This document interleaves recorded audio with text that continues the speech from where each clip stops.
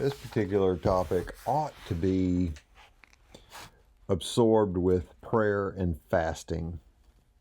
It is heavy and it is a call to be on God's side and not on your own, not out there following some kind of a worldly way that will get you nowhere. All right, so this one is called Full End. And I've made no claim to be an expert on end times, but alphabetically, I'm obligated to follow end times with fire and full end. And a, a full end is really more of a theme that Jeremiah and Ezekiel had. And it comes on so strong over there that I figure a brief mention in Isaiah would be just as well to illuminate the idea. And so I'll read a couple of passages to kind of explain what exactly a full end is. Ezekiel 23:46 says, "For thus says the Lord God, bring up a vast host against them and make them an object of terror and a plunder.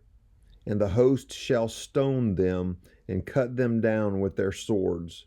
They shall kill their sons and their daughters and burn up their houses. Thus I will put an end to lewdness in the land, that all women may take warning and not commit lewdness as you have done. And they shall return your lewdness upon you, and you shall bear the penalty of your sinful idolatry, and you shall know that I am the Lord." This theme of "you shall know that I am the Lord" is certainly the objective of living. When you approach the idea of a full end, it's horrifying. It is a terror. It is something that could only be done by a omnipotent God and an omniscient God as well, to be able to mete out justice. But there are some things that are overt, sinful things that God is going to put an end to. And what do you think full end means? It's like a redundant phrase. There is an end, but why is it a full end? Because it is the period, conclusion. There is no more. There is not even a record. People are just flushed down the toilet. And there is a hope, though. There is a hope that people who cling on to God as their refuge and strength will be rescued and saved. We people like to live in the realm of, oh, I have a choice. And you do.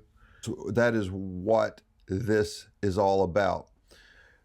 Because God is going to bring a full end to the things that do not harmonize with a life that is honoring to Him, that is holy, that is living in love for other people in a pure way. I think Jeremiah 46:28 says it best. It says, "Fear not, O Jacob, my servant, declares the Lord, for I am with you. I will make a full end of all the nations to which I have driven you. But of you I will not make a full end. I will discipline you in just measure, and I will by no means leave you unpunished." So, discipline for sin is one thing, but bringing an end to those who refuse to change is another. I'll leave you to these passages and these thoughts because they are so weighty and heavy, and a decision has to be made. These ideas are so frightening and so awful that you're either disgusted at God, or you can become disgusted at yourself for following your own ways, for lewdness and impropriety, for lying, for adultery. You're going to end up on one end of a spectrum. Absolute fear that this is going to happen, or complete comfort. And these are the people who acknowledge God. If you don't acknowledge God, you're going to have a full end, because that's the conclusion. People who acknowledge God are going to be in absolute fear because they're not on his side, because they understand that the end of this is not going to be good. So either you turn, be on God's side, or you already are. And now that's the other side. The other side is comfort. The other side is knowing that I have not done well in all things, but God is merciful. God is kind, and I am on his side.